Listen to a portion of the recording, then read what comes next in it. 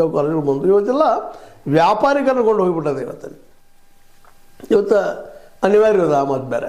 ಆದರೆ ಯಾವ ಲಿಂಗಾಯತ್ ಕಮ್ಯುನಿಟಿ ಸಲುವಾಗಿ ಈ ಸಂಸ್ಥೆ ಹುಟ್ಟಿತೋ ಇಲ್ಲಿವರೆಗೆ ಎಷ್ಟು ಜನ ಇವತ್ತು ನೋಡ್ರಿ ಪ್ರೊಫೆಷನಲ್ ಕೋರ್ಸ್ ನಿಮಗೆ ಗೊತ್ತದ, ಮೆಡಿಕಲ್ ಮತ್ತು ಇಂಜಿನಿಯರಿಂಗ್, ಇವುಗಳಲ್ಲಿ ಎಷ್ಟು ಜನ ಲಿಂಗಾಯತರಿಗೆ ಇವರು ಫ್ರೀಯಾಗಿ ಸೀಟ್ ಕೊಟ್ಟು ಫ್ರೀಯಾಗಿ ಕಲಿಸಿ ಅವರು ಫ್ರೀಯಾಗಿ ಬೆಳೆಸಿದವರು ಅಂತ ಮಾಧ್ಯಮಿಕ ಹಂತದವರೆಗೆ ಮಾಡ್ತಾರೆ, ಇಲ್ಲಂತಲ್ಲ. ಅದ ನಂತರ ಹೈಯರ್ ಎಜುಕೇಷನ್ದಲ್ಲಿ ಮಾಡಿದ್ದು ಎಷ್ಟದ ಇಲ್ಲಿವರೆಗೆ. ಮತ್ತು ಈಗ ಆಲ್ರೆಡಿ ದುಡ್ಡು ಹರಿದು ಬರುತ್ತಿರುವಂಥ ಅದು ಕ್ಷೇತ್ರ ಆಗಿಬಿಟ್ಟದ, ದುಡ್ಡಿನ ಹೊಳೆಯಲ್ಲಿ ಹರಿತಾ ಇದೆ. ಅದರರ್ಥ ಅಲ್ಲಿ ದುಡಿಸ್ಕೊಳ್ತಾ ಇದ್ದಾರೆ, ಆದರೆ ಎಲ್ಲರೂ ತಮ್ಮ ಕಂಟ್ರೋಲಲ್ಲಿ ಇಟ್ಕೊಂಡಿದ್ದಾರೆ ಅವರು.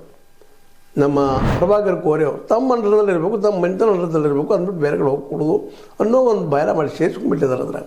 ಯಾಕಂದರೆ ಇದಕ್ಕೆ ದಾಖಲೆ ಸಹಿತ ಕೊಡ್ತಾ ಇದ್ದಾರೆ ನಮ್ಮ ಭಾಮನೆ ಮತ್ತು ಅದೇ ಕಾಲ ಮುಖ್ಯ ಬಾಪುಗೌಡ ಪಾಟೀಲರು.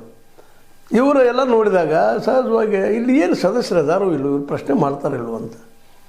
ಎಷ್ಟು ನರಸತ್ವರಾಗಿದ್ದಾರಪ್ಪ ಇವರು ನಮ್ಮ ವ್ಯವಸ್ಥೆಯಲ್ಲೇ ಅಂತ. ಬೆಳೆದವ್ರು ಪ್ರಶ್ನೆ ಮಾಡುವಂಗಿಲ್ವ, ಯಾಕ್ರಿ ಹಿಂಗೆ ಮಾಡಿದ್ರಿ ನೀವು, ನಿಮ್ಮ ಕುಟುಂಬದ ಯಾಕೆ ಮಾಡ್ಕೊಂಡ್ರೆ ಇರಿ, ನಿಮ್ಮ ಕುಟುಂಬದವ್ರೊಬ್ಬರು ಬರ್ರಿ ಅಂತ ಕರಾರಲ್ಲಿ ಮಾಡ್ತಾರಲ್ಲ ಅವರು. ಈ ಸಪ್ತರ್ಷಿಗಳಿಗೆ ಸಂಬಂಧಿಸಿದಂತೆ ಯಾರೋ ಹೋದ್ರು ಸಹಿತ ಒಂದು ಯಾವುದೋ ಸಣ್ಣ ನೌಕರಿ ಕೊಟ್ಟು ಏನೋ ಕೊಟ್ಟು ಅವ್ರ ಎಬಿಲಿಟಿ ತಕ್ಕ ಏನು ಕೊಟ್ಟು ಕೈ ತೊಳೆದು ದೂರ ಸರಿಸಿಬಿಡ್ತಾರೆ ಅವರು.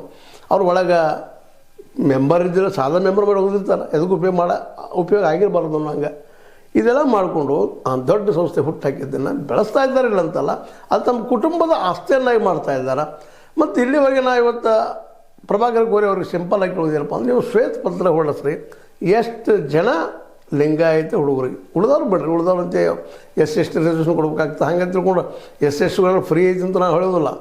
ನೀವು ಟೇಬಲ್ ಅಂಡರ್ದಲ್ಲಿ ಏನು ಮಾಡ್ತೀರಿ ಏನಿಲ್ಲ ಅನ್ನೋದು ಎಲ್ಲರೂ ನೀವು ಒಬ್ಬರಲ್ಲ, ಎಲ್ಲ ಪ್ರೈವೇಟ್ ಅವ್ರು ಏನು ಮಾಡ್ತಾರೆ ಅಂತ ಗೊತ್ತದ. ಸರ್ಕಾರಿ ಫೀ ಏನೋ ಅವ್ರಿಗೆ ಕನ್ಸೆಷನ್ ಆಗ್ಬೋದು,